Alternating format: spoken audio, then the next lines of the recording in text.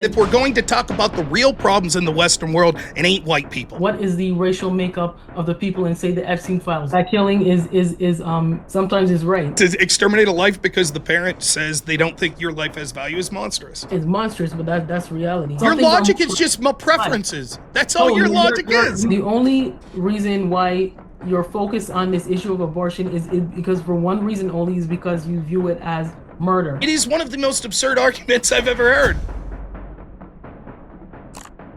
Can I say something quickly before you go to the quick Q&A? Yeah, absolutely. Okay, number one, when you talk about people are flocking to these Christian nations, my question to you is, where are the individuals who end up going to child trafficking hubs? Where are they coming from? They actually come from these Christian nations that you're talking about. When you talk about white people are more likely to be killed by a black person, you're equating that to race. That's a socioeconomic problem that has nothing to do with race.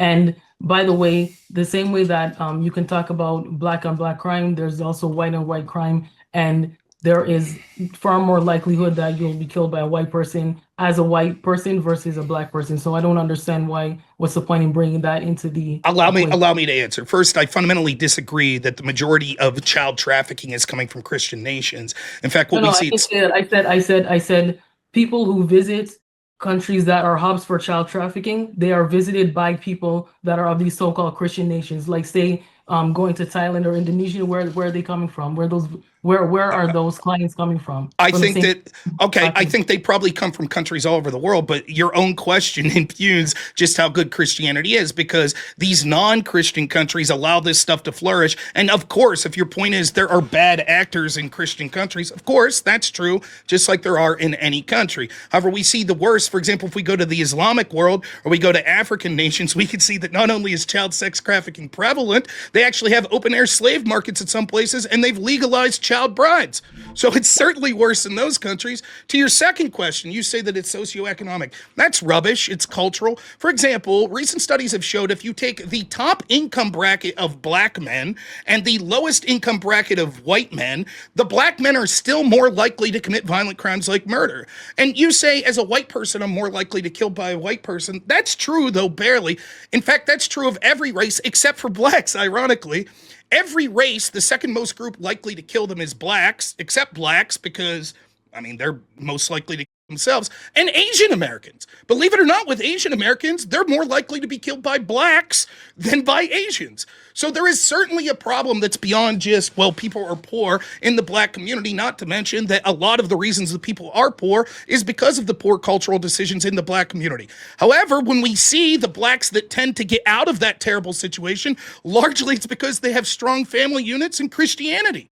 So the very solution to your problem, particularly in these inner city black communities, where the vast majority of these murders, over 50% of murders coming from this community, is Christianity and embracing that sort of ideology. But instead we wax on about January 6th and white supremacy. The truth is there's more of a demand for white supremacy in the Western world than there is a supply. And I'm far sick and tired of people blaming white men like there's something to be ashamed of when there's far other stuff. I gotta let you fizzle out there for a second. Someone's gotta have the last word. So you can respond to him, and then if there has to be one more response, I'm gonna have to just ixnay on that. It's okay.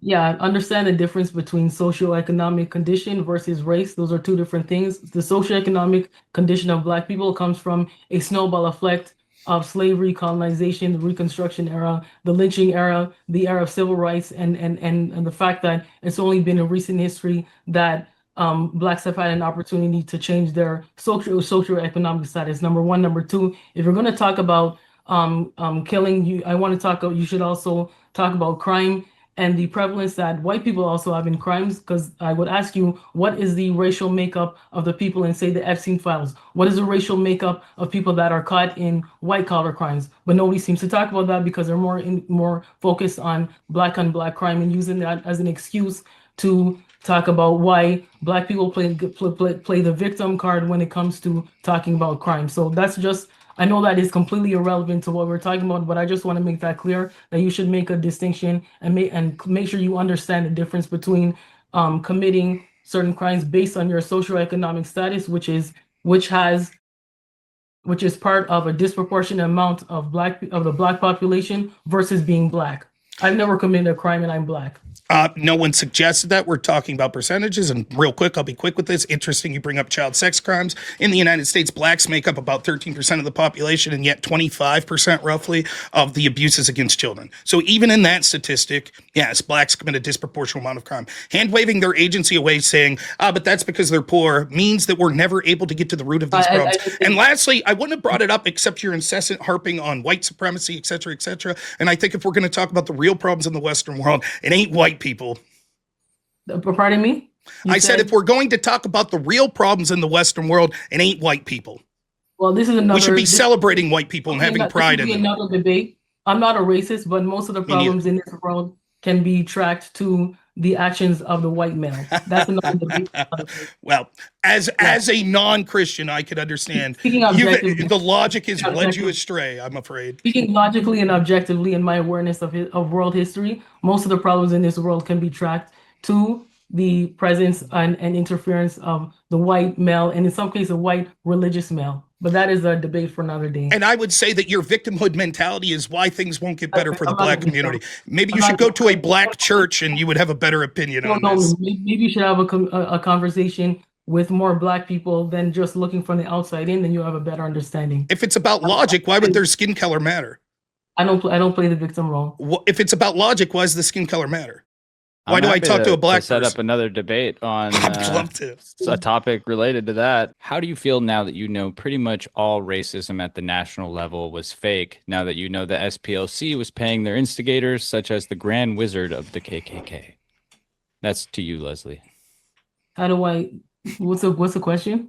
How do you feel now that you know all the racism was faked according or based on the SPLC is what they're asking? Okay, first of all, I don't know SPLC leak, or I don't know about the SPLC leak, but or I don't think it was a leak; it was a court adjudication, indictment. Yeah, indictment. That's the word.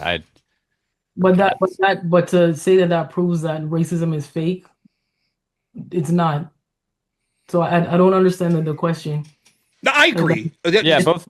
Person, if someone says that the Grand Wizard was paid, that's an evidence of some kind of corruption, but racism is real. So I don't understand what the question is. It's not fake. I will defend you. I think just because there is certainly racism. There's not a supply of white nationalism that is as much as the demand. So they have to fake it. That's what the Southern Poverty Law Center.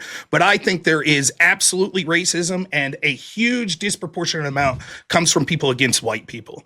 The racism against white people is prolific and disgusting. As you said here, even you, without any sort of objectivity whatsoever, says the majority of problems in the world could be posted back to white people.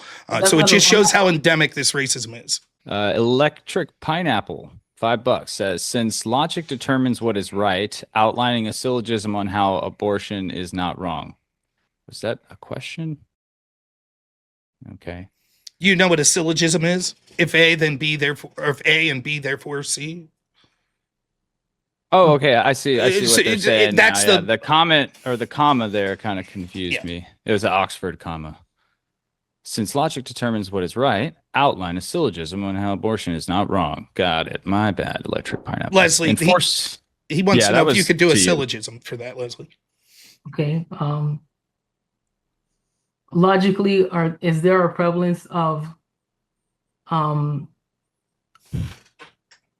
that are connected to unwanted children in this world? Is there logically a connection between the burden or pain of being in this world with an extreme condition or a debilitating or condition that will never end or will never be cured?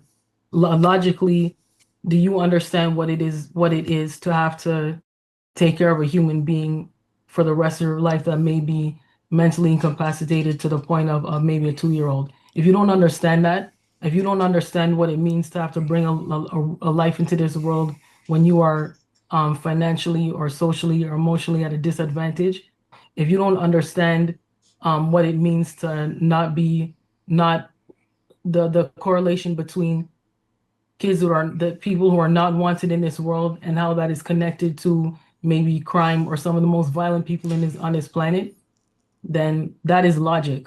It's not, it may not be not a nice thing to say or not the right thing to, not what you feel is the right thing to say, but you have to look at things logically. That it is more than just saying that, well, abortion is just killing on what you believe is an unborn child.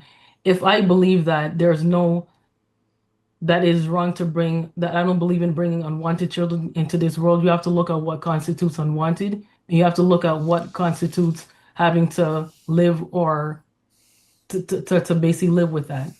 I don't think that's a syllogism. That's fine. Nonetheless, I'll just say, if I can, using that same interpretation of if you haven't experienced this, you don't know, and the pain that this could cause, how can't a person use it? Because it could cause crime and things like that, you said. How could a person not use that same rationale to kill people they think are criminals whose life isn't worth value? Like, for example, if my brother is a victim of a heinous crime and is killed by someone, how can I not then come to use the exact same rationale you just gave? You don't know what it's like to be me and the emotional pain and how crime can spur out of this, and therefore I should be allowed to take this life. Same logic, right? I might agree with you.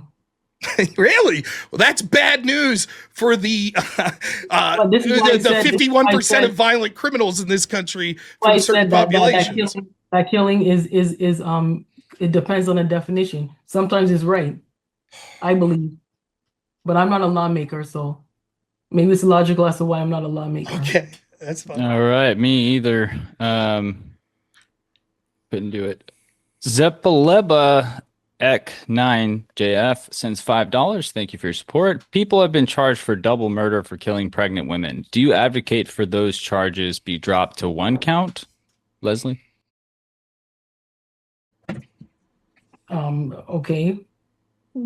If I advocated to be, that was a question of like if a pregnant woman was killed, do you think that should only be 1 count of murder, or should we keep it at double homicide? Oh, like it is currently. I would say 1 count of murder. Okay, Rob, you want to say that's anything a spicy to that? meatball. Listen, I just got to say your previous answer, by the way, I don't know if you realize you're basically giving talking points from like the Klan. And they'd say, we agree with Leslie. If we think there's a % of the population that's aggrieved us and likely to commit violence, we can take their life. Be careful. That's all I'm saying. You're actually giving talking points to the groups you probably hate the most. I mean, or I could be taking talking points from lawyers who are able to prove that their client is actually not guilty of a crime when they actually did kill a person. Sometimes you have to establish guilt and whether it's no.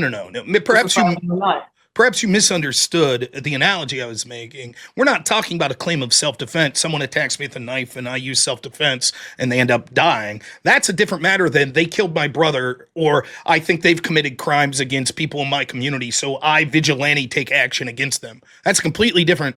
And you said, yeah, I agree. Sometimes that should be right. Because your argument seemed to be with abortion. Well, unless you've subjectively been in this position, okay, I say unless you've subjectively been the victim of some sort of crime, and you understand there's more than just ending the life. For example, that life could lead to criminality. I say the same thing. Sure, the person that robbed me, that hurt my family, could lead to criminality. Therefore, we should be allowed to end the life. Okay, I should be allowed to end this life. It's sort of, I'm trying to be as apples to apples as possible to let you know how what you're calling logic in this situation could actually lead to a bunch of outcomes that would appall you. And you were like, no, I'm okay with that. And I'm like, that would be bad for like people that say, well, disproportionately, this community commits violence. And so therefore we're allowed to use vigilante justice against them. That'd probably be akin to many of those white nationalist groups that you claim to hate. And they would say, well, listen to what Leslie said. Same argument. Shiny Real Guns sends $10 and says, how are Christian nationalists able to ignore Matthew 25:40-46, where Jesus says people that don't treat strangers in their land well will go to eternal fire? Treating someone well is different than saying that every stranger is allowed to come into your home. For example, Jesus never said that we must open our doors to wolves and take from us. Jesus totally understands that the natural order of being a Christian and is a husband or adults taking care of their children. He builds that into, or our religion builds it in. So being nice to people is different than saying, oh, therefore we must open up everything we own to you. The problems with migration are that it's going to lead to worse societies in the United States, not just for everyone, but specifically for Christians. And Jesus would never entail that. He never said that all countries must be open borders, that we must allow people that are antithetical to our way of life, that have different opinions on sort of what women's role are and whether you could treat them as sexual objects like we see so many people from the Muslim societies that come in. Never once did he say that. In fact, he never made the argument that we should be socialist, right? He said that we should individually be charitable, but the idea that we have to vote to force through government force to take the wealth of people to give it to other people, in this case migrants, is absurd. So, no. And I fundamentally reject people. I bet that they ask her if that question isn't a Christian. I could be wrong. But the people that use Christianity to say, oh, that means that you must be meek and passive and never stick up for yourself and just give everything away and don't have a political opinion is nonsense. I think that Christianity means that I have every right to support myself, my community, fellow Christians, and my family, and my child, and embrace this country and that sort of Christian ethic, and make sure that it exists far into the future so my great-great-grandchildren can enjoy this beautiful country that I had the option to. Thank you, Rob. Leslie, you don't have to respond to every super chat, just to let you know. If you want me to move on, we can do that. Actually, no, it's not required, but I mean, obviously it shows good faith if they're asking a direct question and you actually answer it, you know? He actually, Rob actually contradicted himself. You're talking about being a nice Christian, but you don't want to help migrants. What if it's a Christian migrant? Who said I don't want to? Who says I, as an individual, might choose to not help migrants? That's different than compelling people to help migrants. You don't want migrants in your country. Do you want to help? Do you want to help migrants? All of a sudden, America is a country built on immigration. All of a sudden, immigration is a bad thing. Christians, most Christians, the real Christians that I know, are charitable and welcoming and warming. I don't see how a Christian who openly says that I don't want to help someone who is here just basically surviving, living under meager and probably unthinkable means, just trying to make a living. Why would you not want to help them? Okay, helping's different than allowing them in. I'll ask two questions. Do you think the only Christian position is open borders? No. Wait, wouldn't that be if someone comes and we refuse to allow them in? Isn't that anti-Christian under your interpretation?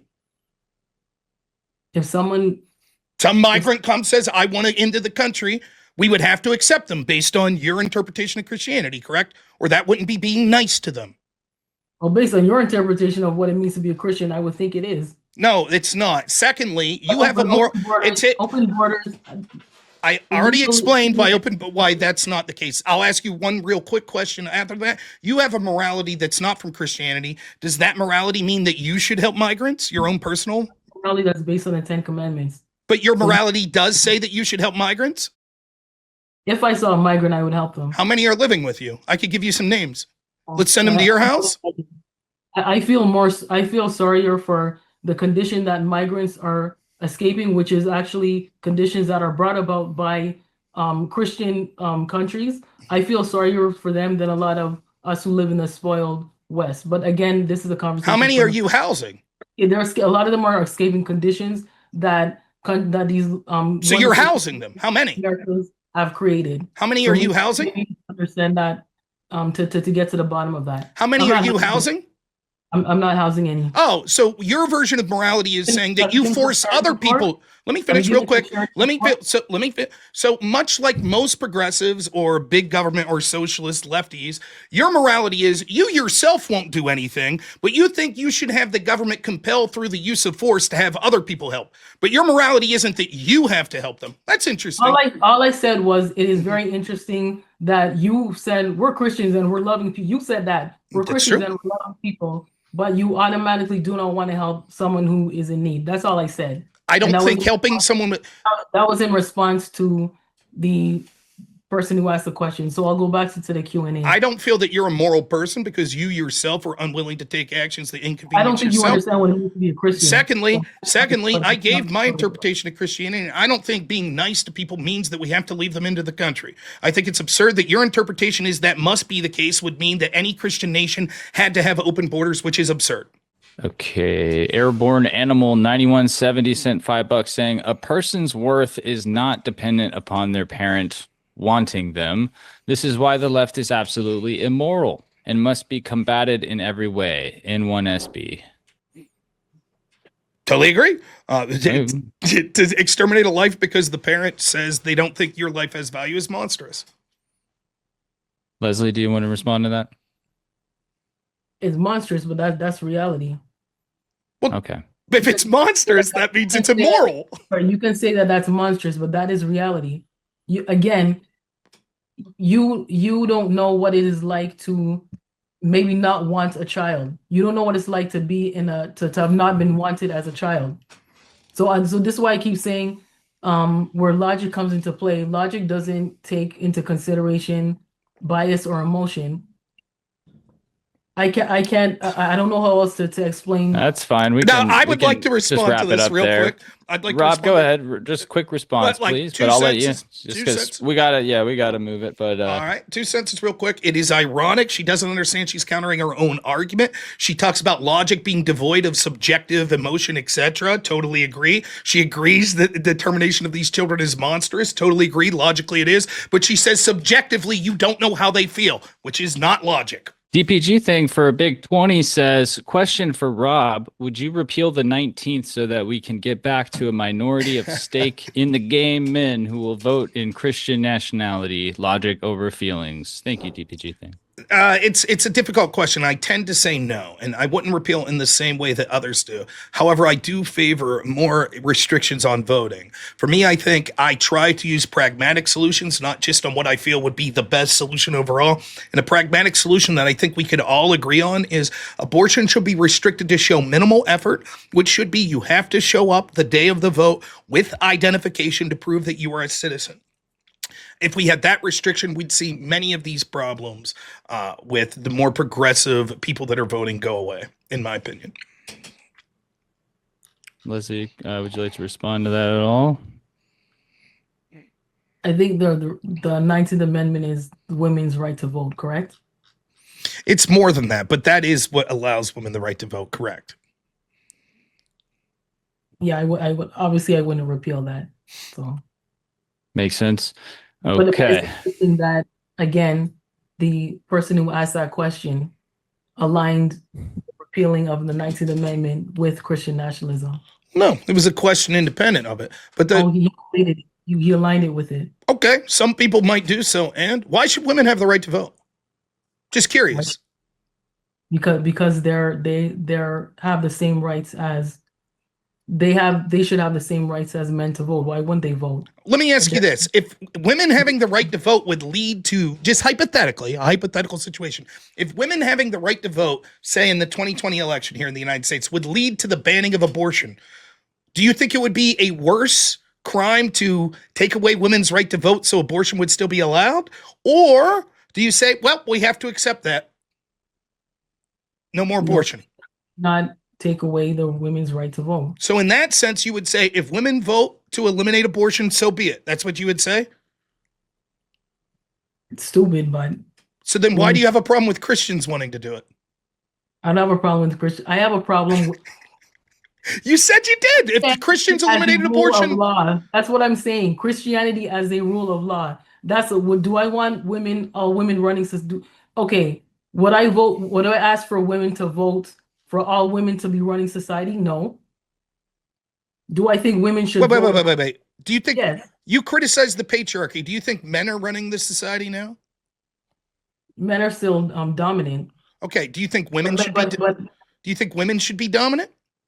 No. It should be 50-50.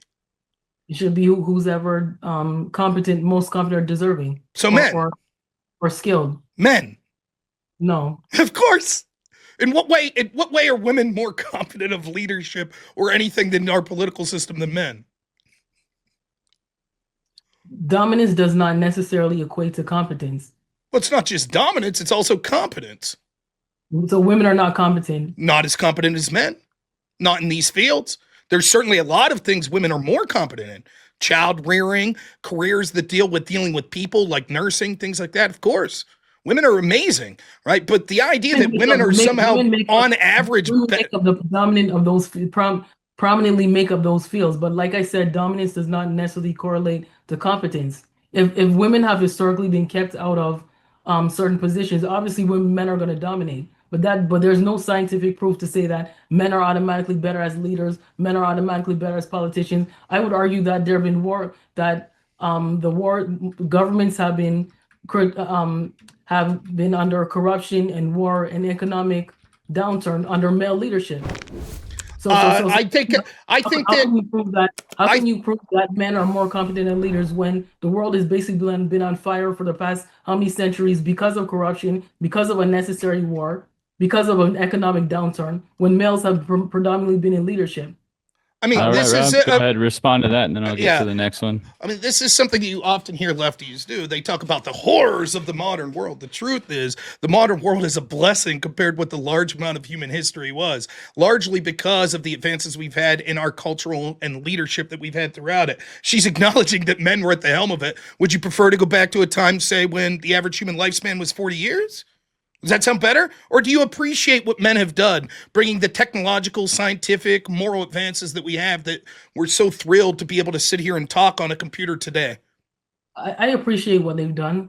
You also have to appreciate that there are also inventions that have been stolen by women but credited to men. You also have to appreciate that there have been women who have always been working. They've been fighting. They've always been warriors. They have been instrumental in other ways, but because we don't have a women's history where we can actually know these women are, because most of our history is written by men, so we automatically know the male contributors. That doesn't mean that women haven't contributed anything. So to make a statement that women are automatically incompetent as leaders or not as good as leaders, that is actually in itself an emotional statement. It's not emotional. It's not emotional. It's borne out, and we can see it borne out. You can see it that women cannot make as good leaders as men. And if you're going to tell me that only men should be leading society, then I'm going to need a better example of how men have run society in the past, where countries have been basically run down and we have unnecessary wars, which is basically what happened right now under the helm of your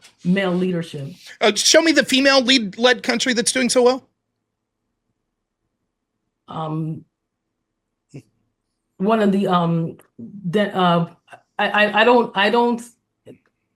I can't say it off the top of my head. You mean one of those Scandinavian countries? One of those Scandinavian countries? The more that we've cool. That was one where sexual assaults are going through the roof because women are leaving all these migrants in.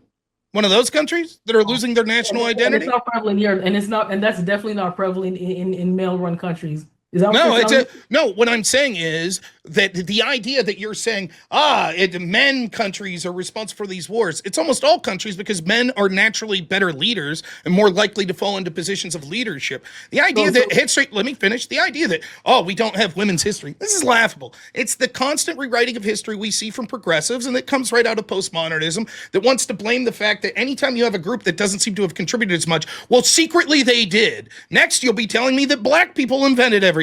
It's a joke. Okay, how many women inventors, artists? Compared to men, how many? Women inventors, artists. Compared to men, how many? Or can you name off the top of your head? I can't even. Can I name off the top of my head how many women inventors? We never learned them. We didn't learn them. No, of course we know something. Mary Curie. There, I learned one. And comparatively, it's not even close. It's always been men that are more likely to be inventors. But to suggest that women have not been participatory in who suggested that advancing the world, and not even acknowledging the fact that, well, it's kind of easy for men to do that because they never really had obstacles in there telling them that you can't do this as a man, and you can't be educated, and you can't be an inventor, and you can't do this, and you can't be a leader. Men, that's kind of easy for you all to say, but to deny that there have been women that have contributed that most of us don't know about because they were written out of the history books, that is an emotional statement. There's nothing to prove that women will automatically make so much bad leaders than men that they can't even run a country. Okay, I'll finish. Continually done this. Yeah, I'll finish on this. Here. But they're still allowed to be considered competent. I'll finish on this. One example of a woman, and I guess they. Okay, Leslie, I think you don't got time for a question. Sorry, buddy. I'll finish on this real quick. I'll just say this. Notice how she blames all the ill society on, quote, men running stuff. Then she implies I say women have never invented anything. Please, let me finish. I sit here quietly while you rambled on saying nonsense. Then she says, but women, you imply that women never invented anything. That's not what I said. The only person that's blaming exclusively at this point one gender for the ills is her. She said that men are responsible for all of these worlds. In fact, quote, the world being on fire is the responsibility of men. I'm merely pointing out that if we take an objective look at things, we can see overwhelmingly the preponderance of men to be leaders and more suited for those worlds. And when we're talking about things like inventions, etc., men overwhelmingly represented in those groups, which she enjoys. She only wants to criticize men when she sees something bad. She does not want to give credit when she sees overwhelmingly how much better the world is today than it was, say, 500 years ago. Truth Revolt TV's $5 super chat here. If Christians voted based on their values to end abortion, is that okay? If Christians voted to end abortion? Yeah. Like, so if any people group voted on something that's based on their values, which is typically why someone would vote, is that a problem if they voted based on their values and that ended abortion? I think it would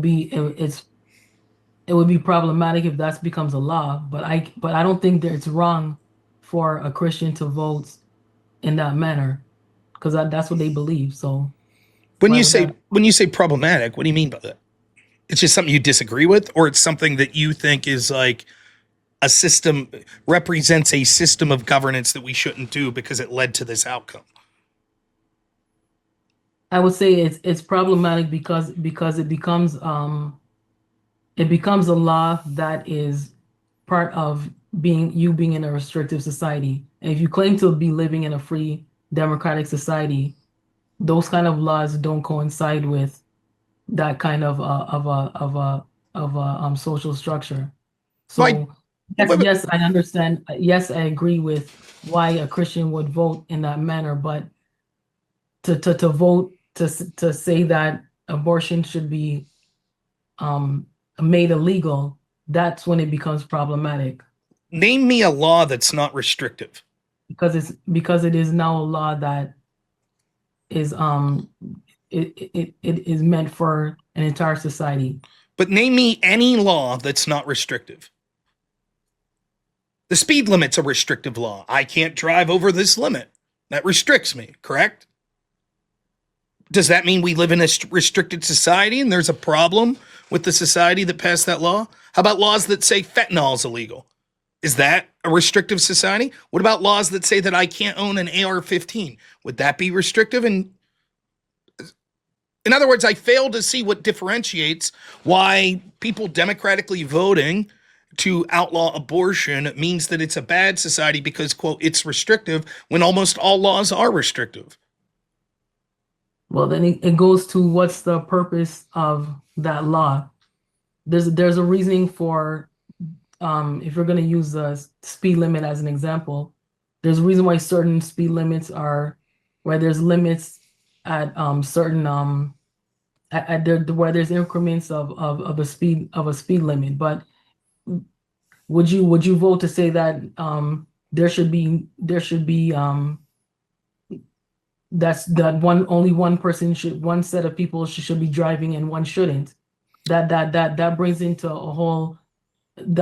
something into a whole equation. If you vote against abortion, you are now affecting a whole population. The whole population is infected by the speed limit. Not explained well, but that's not explained well because How is the whole population not affected by the speed limit? They are affected by the speed limit. Okay, then that law should be rejected according to your rationale.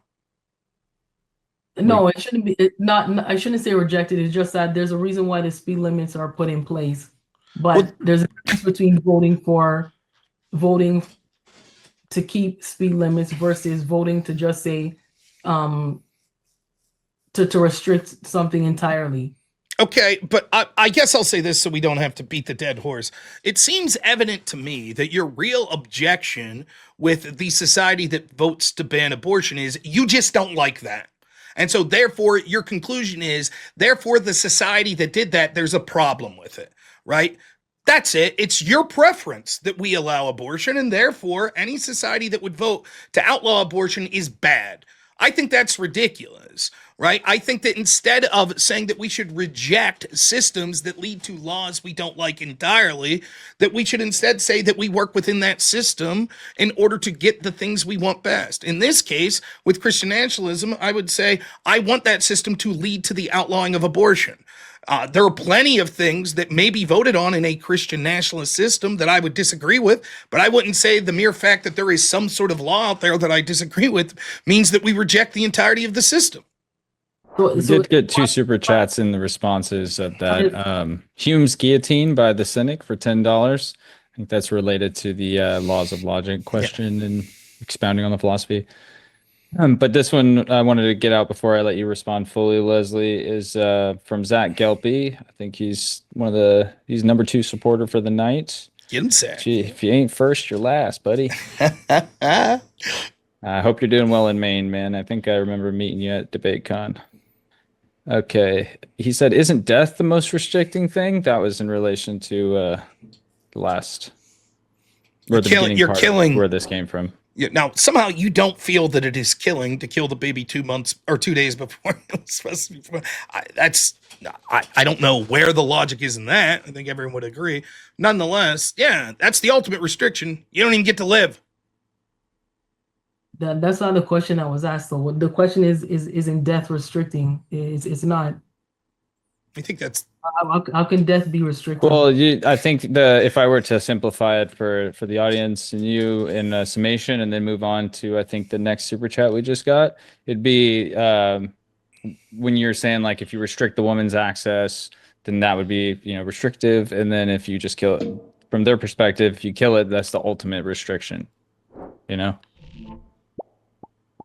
If I could, let me see if I could clarify, not exactly that argument, but something. You seem to put a lot of preference on democratic values, correct? In your opening statement, at least. Okay. And so it seems that there is a disconnect. That on one hand, you're saying if the democratic values lead to positions you like, then that's good. But if Christians use those democratic values and democratic voting for positions you don't like, then you reject and say there's a problem with that system. That's ultimately what I'm getting to. I didn't say anything about I like democratic systems to bring in laws that I like. I never said anything about what I like. I said in more so what makes sense or what is fair. Based on your subjective interpretation. No, it's just based on what is fair. Okay, but I can prove that it's based on your subjective. I want laws that I like. I never said that. I could prove that it's based on your subjective interpretation. You don't think it's fair to make abortion illegal, correct? No. What do you mean no? No, you agree, or no, you disagree? Oh, no, it is not fair to make. That's your subjective opinion. Many other people disagree and say abortion is murder. It's the killing of a life. Therefore, we don't think it's fair to kill that life. You say I disagree. It's your subjective opinion. We have a population of people that agree with abortion and a population that don't. Why would it be fair to completely outrule it? What if abortion is legal right now, but for those who oppose it, they can still carry on in life with their beliefs. Those who are for abortion can carry on life with their beliefs. Once you make it illegal, you are completely now ignoring that segment of society who is for abortion. That's why it's not fair. Let me use this as an analogy. There is a portion of people that don't think a man should be able to hold them down and forcibly have sex with them, and there's a portion of people that do think that a man should be able to hold down a woman and forcibly have sex. For you to say that should be illegal, that's only catering to one portion. What about the guys that do want to forcibly have sex with women? Why are you ignoring them? You should compromise, allow them to forcibly have sex with women like one day a week or something, right? To compromise, right? So Zach actually sent another $10 in on this topic. It's not advocating danger. So why would I advocate for that? It's the exact. I'll leave Zach. Yeah, let me just say Zach's real quick, and then you guys can get back to it. I'll give you a little more time. I think we got about 15, 20 minutes left if y'all want to stick around. Sure. If he says if a baby from an unwanted childhood still has a chance to have a good life, but if you abhor it, then you are totally restricting the choice because you're ending their opportunity. Yeah, that's what I was trying to simplify by saying death is the ultimate, restriction is the argument. Wayne Jeff, my zipper is restrictive. Oh, that was funny. All right, chat. This guy. So is it it's just that you just disagree and you want to just leave it at that, or?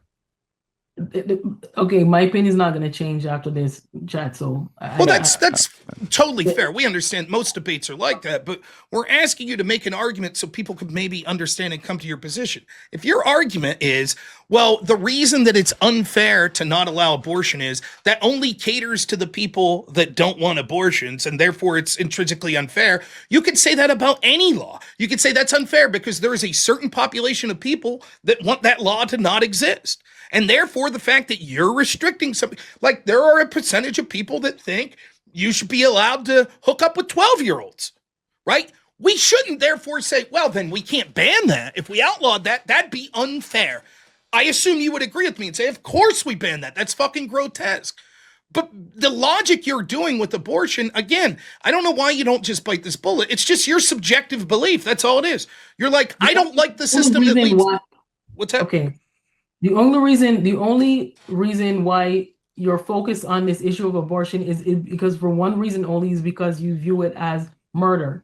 But then there are other aspects to look at outside of that. So you can't so just to make something illegal just based on one one argument when there's other things to look into it. Like you're just focused on kill. What if you have to look at the fact that maybe not of this population doesn't look at that as murder? You have to look at all the aspects that are involved in the choices of an abortion. Now take everything you just there and take out the word abortion and insert sexual assault. Exact same argument. All you're worried about is the assault. That's all you're worrying about. What about the guy who's doing the assault? He views it in other ways. He doesn't just look at it through the lens of the victim. He maybe has mental health problems because he's not getting enough sex. So he feels that this is something that would help him. Who are you to only look at it through the lens of the assault victim? And you would be like, that's gross. How could you even suggest that? And so, like, if we accept if it is murder, we say it should be outlawed. You wouldn't say this against other murder laws.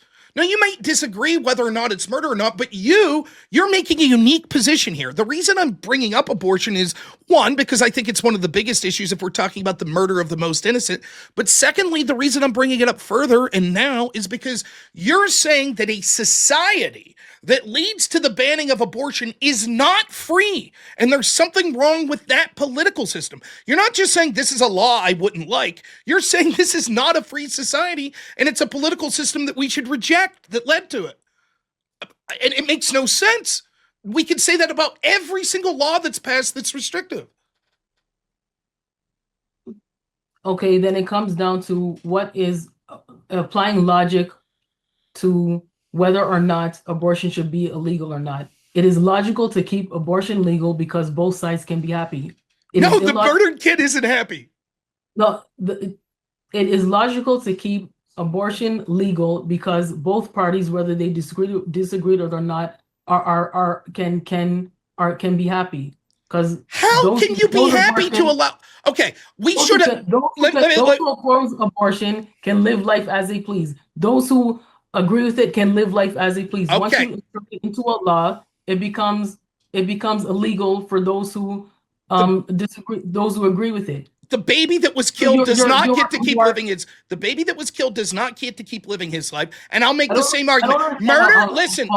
Let me finish. Well, let's let Rob respond real quick, and then I'm gonna read the very last super chat, and we can give you guys a plug.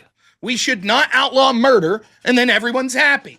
The people that murder Their victims are no longer here to be upset, so they're happy they get to murder, and everyone else could choose not to murder.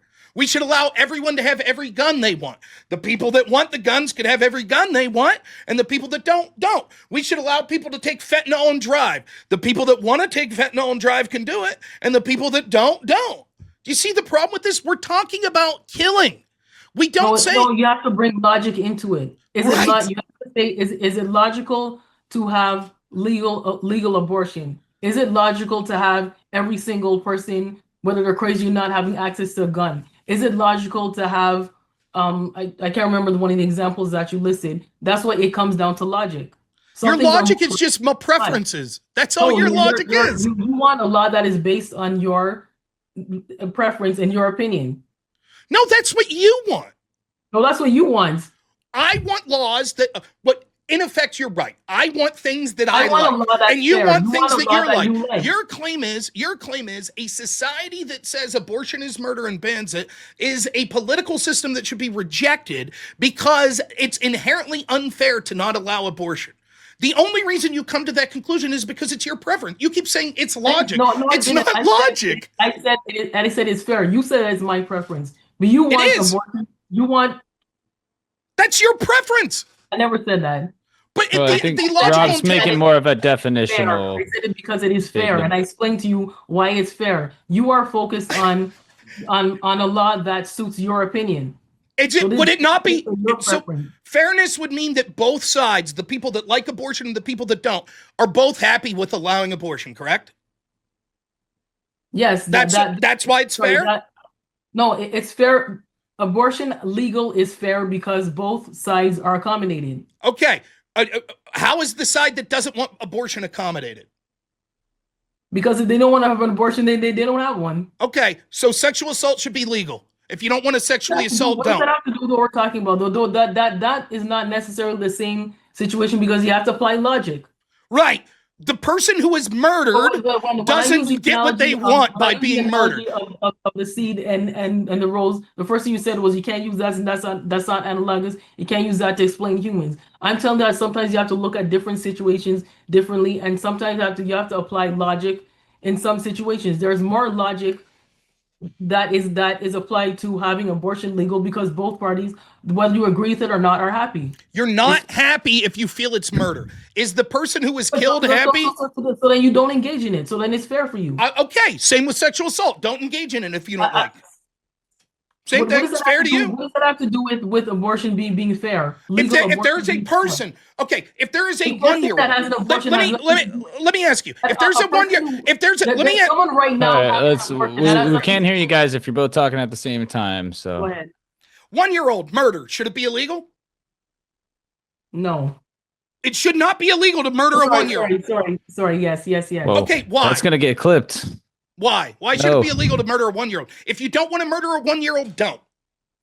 The Electric Pineapple sent $5 and said, "Don't like slavery, don't own a slave." I feel like that one's relevant. There you go. Right? Simple. If you don't like slavery, don't own a slave, right? Let's go back to the 1-year-old, though, because I think it's more analogous. You think it should be illegal to... Let me finish the question real quick. Let Rob ask the question, and you can answer and then give that response as well. Forget about the slavery example for a minute. Let's do the... You say it should be illegal to murder a 1-year-old. Why? Because you're wrongfully taking the life of that child. Okay. Now, 1 day before their due date. I cannot speak on abortions that I will say that before life comes into the world, you're not fully alive yet. You're not fully a human being. Or you're not fully alive. So the baby that's poorly explained, but can you explain to me using logic the biological difference to a baby a half an hour before their birth to a half an hour after? Can you explain to me using logic the biological difference there? Okay, well, in that instance, I will say it's too late. Oh, so 30 minutes before too late, but not 2 days. No, it's too, at that point, it's too late. Okay, 2 days before birth. Is it too late then? You previously said no. No, I previously said I don't know how to respond because that's something I have to think about, but thinking that it's too late. All right, I'll say this. I'll end this discussion on the abortion portion. I'll say this. The understanding you're giving here is now based on the contingency of when we say this is a human life. That's different than the argument you're making previously, which is the exterminate. It's irrelevant whether or not we consider it a human life. All that matters is by allowing abortion, both sides win, because the side that doesn't want abortion doesn't do it, but the side that wants it could do it. I say that no, there's a third factor to look here, which is the life that's extinguished. And people that don't want murder and don't want lives extinguished have the right to speak up, even for those that don't have a voice, such as the unborn, such as people that are autistic, such as people that are maybe in a tragic accident and no longer can verbalize or think in the same way. We have the right to say, no, we don't think just because you want to murder those people for your benefit that they should be allowed to be murdered because they can't speak up for themselves. So this entire line of, oh, but if you just don't want to kill babies, then don't kill babies is irrelevant. And it proves the absurdity by looking at any law, such as laws to do with murder from people that have already been born or laws with sexual assaults, etc. We would never say, well, we shouldn't make it illegal because it offends the people committing the crime. Therefore, if you don't want to sexually assault people, then don't. But we won't make it illegal and everyone wins. It is one of the most absurd arguments I've ever heard, to be quite honest.